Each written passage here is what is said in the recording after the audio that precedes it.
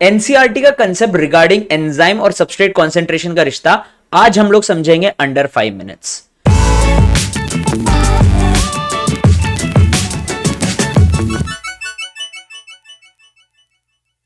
बच्चों एंजाइम्स होते क्या है? Enzymes are bio catalyst which speed up the rate of reaction without being involved in the reaction.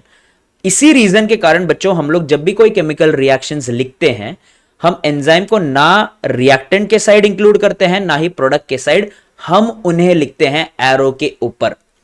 अब बच्चों एंजाइम्स क्या करते हैं, वो हमारे सबस्ट्रेट के साथ रिएक्टेंट के साथ बाइंड करते हैं और उन्हें कन्वर्ट कर देते हैं इनटू प्रोडक्ट्स, उनके कन्वर्जन को कैटालाइज करते हैं ताकि ये रिएक्शन काफी तेजी से हो सके। अब बच्चों याद रखना, substrate concentration plays a very important role कि हमारा जो एंजाइम है किस रेट में कैटालिसिस शो करेगा। सपोज हम लोग कंसिडर कर लेते हैं एक एंजाइम एक सबस्ट्रेट को 1 सेकेंड में प्रोडक्ट में कन्वर्ट करता है। दैट मीन्स कि टाइम ऑफ कन्वर्जन जो उसे लग रहा है वो है 1 second to convert 1 substrate into 1 product. अब बच्चों सपोज हमारे पास 5 एंजाइम के मॉलिक्यूल है और हमारे पास एक सबस्ट्रेट है, तो बच्चों 1 सेकेंड में एक ही प्रोडक्ट बनेगा।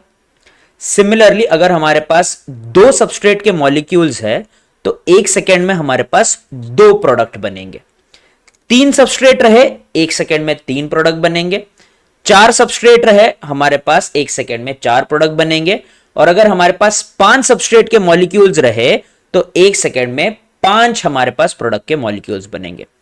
लेकिन बच्चों अगर ये जो सबस्ट्रेट का कॉन्सेंट्रेशन है, सबस्ट्रेट के मॉलिक्यूल है, ये 5 से ऊपर चले गए तो एंजाइम के मॉलिक्यूल्स तो बच्चों अभी भी 5 ही है।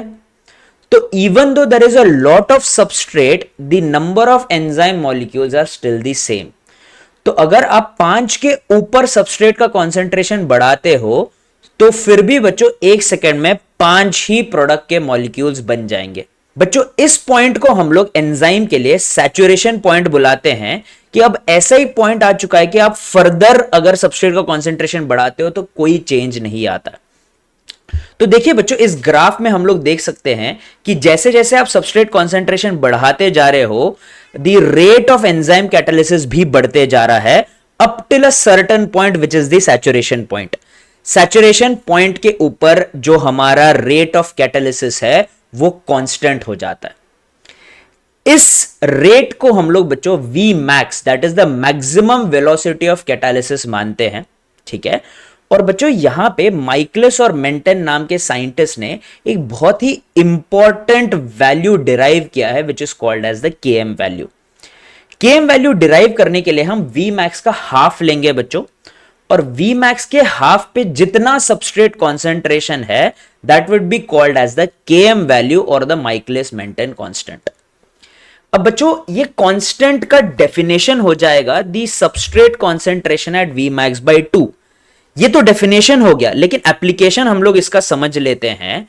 जो Km वैल्यू होता है बच्चों ये हमें एंजाइम के एफिनिटी के बारे में बताता है।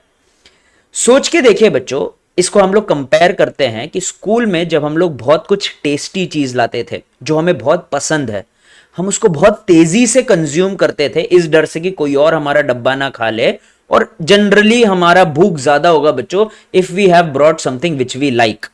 तो बच्चों जिस तेजी से हम खाएंगे उसको बहुत ही फास्ट होगा। सिमिलरली अगर आपने ऐसा कुछ लाया जो आपको बिल्कुल पसंद नहीं है तो ऑफकोर्स वो डब्बा खत्म करने में आपको ज्यादा टाइम लगेगा। सिमिलरली बच्चों अगर Km वैल्यू बहुत ज्यादा है तो इसका मतलब है कि एंजाइम कुछ खास पसंद नहीं करता है सबस्ट्रेट को, इसलिए बाइंडिंग स्लो है। So therefore if Km value is higher than affinity of the enzyme for the substrate is lower. और बच्चों अगर Km वैल्यू लोअर है तो एफिनिटी हायर हो जाएगा। देयरफॉर बच्चों Km का सिग्निफिकेंस क्या है? Km का सिग्निफिकेंस ये है कि ये हमें एंजाइम के एफिनिटी के बारे में बताता है toward the substrate and it is inversely proportional. तो ये हो गया बच्चों एंजाइम और सबस्ट्रेट कॉन्सेंट्रेशन का रिश्ता अंडर 5 मिनट्स। अगर ऐसी वीडियो पसंद आई बच्चों तो लाइक शेयर एंड सब्सक्राइब, और कमेंट में हमें बताइए कि हम और कौन सा आपको टॉपिक समझा सकते हैं under 5 minutes. See you all.